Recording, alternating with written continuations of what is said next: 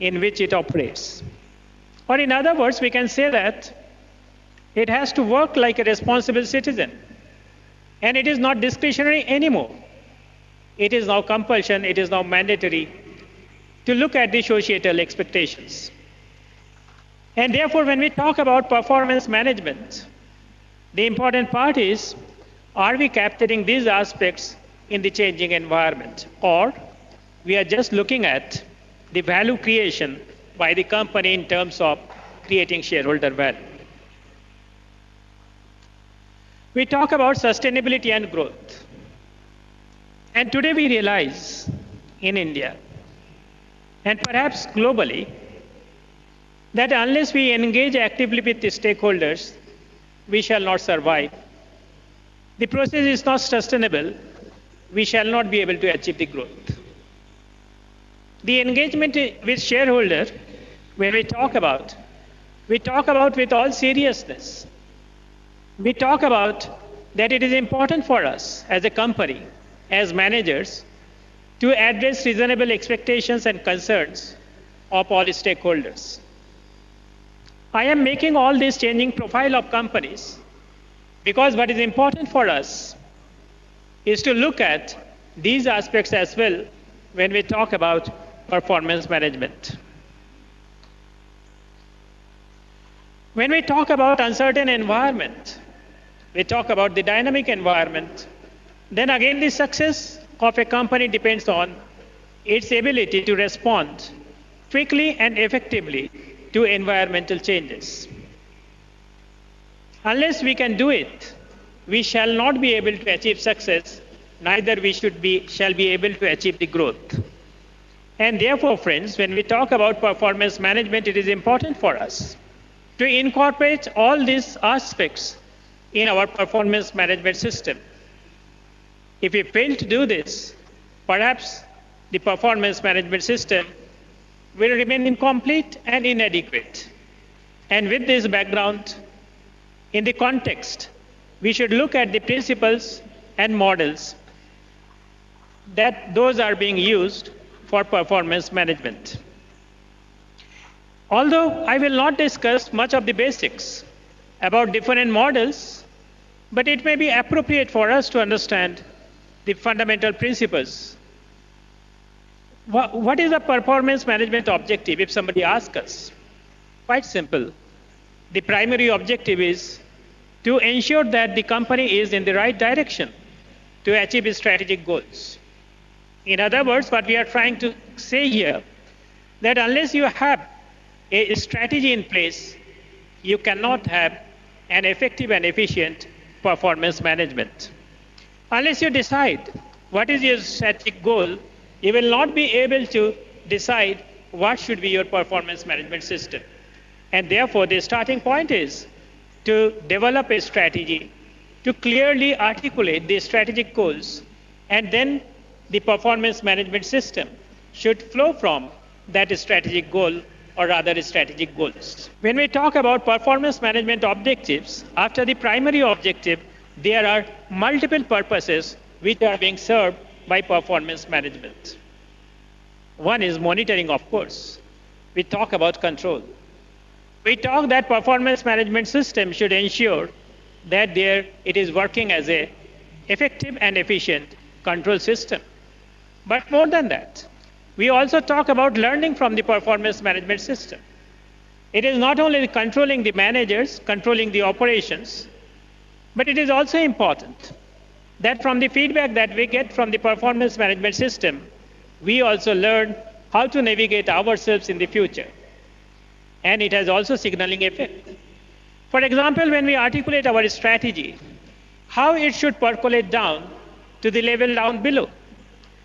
When we develop a performance management system, we signal what is important for the organization to achieve the strategic goals.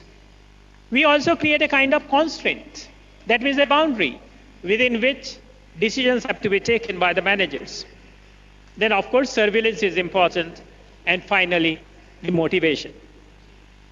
Now, if those are the objectives, and I am sure that nobody will debate that those objectives need to be achieved when we implement a performance management system, then the question comes, is the maxim right? What we say, you get what you measure.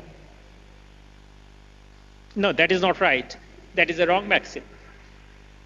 Because you cannot measure everything.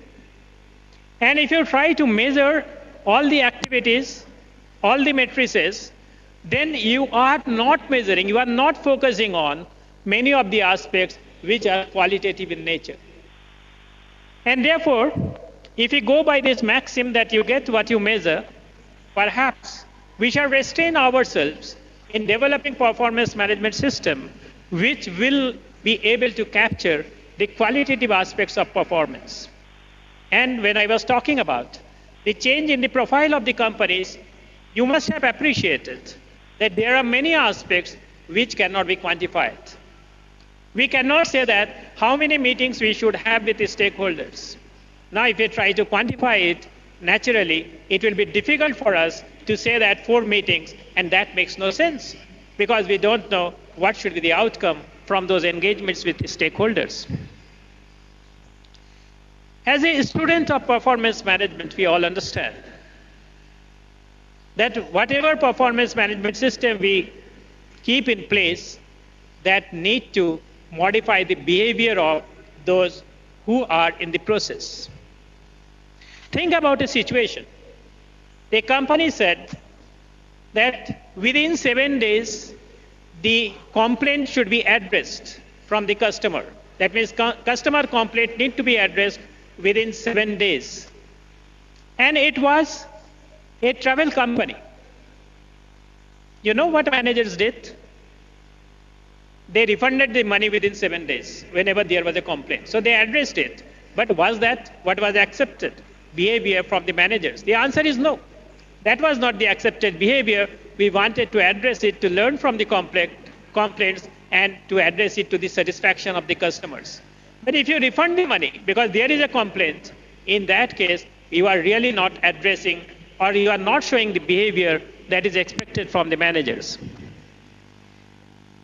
Performance management is more than better technical solutions. With the IT invasion, I shall use the word invasion, perhaps we are depending much on IT and we are thinking that the better technical solutions will better modify the behavior of managers. That doesn't happen. And therefore, reliance on IT is absolutely important, but sole reliance on IT is not the only solution. And these are the things, these are the basics which we need to understand when we formulate the strategic management system.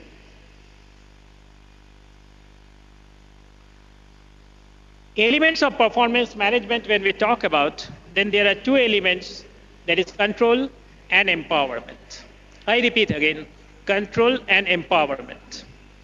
Because unless you give decision space to your managers, you will not be able to get the best out of your managers or employees.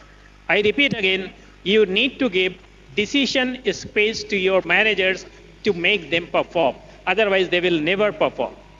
And therefore, when we talk about controls, in that case, too much of control kills the entrepreneurship. You don't get the entrepreneurial drive from your manager if there is control. And therefore, the 2 elements must be present in any performance management system. One is control, second is empowerment.